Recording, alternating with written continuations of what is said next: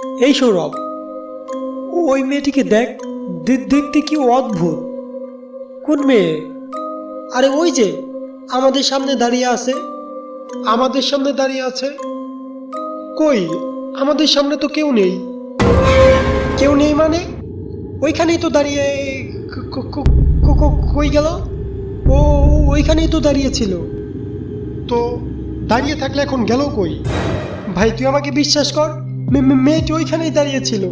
আর মেয়েটিকে দেখতেও কেমন যেন অদ্ভুত ছিল। হ্যাঁ, আমি এটা ঠিকই বুঝতে পারছি।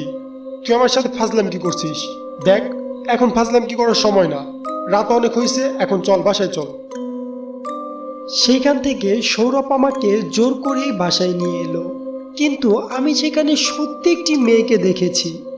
তাহলে এখন প্রশ্ন হচ্ছে, সৌরভ কেন দেখতে পেল না মেয়েটিকে? আর চোখের পলকের মধ্যেই বা মেয়েটি কোথায় গেল? সেটা জানতে চোখ রাখুন আমাদের গল্প ইউটিউব চ্যানেলে। আসছে কোথায় গেল মেয়েটি, ঠিক রাত ৯টা ৭ মিনিটে।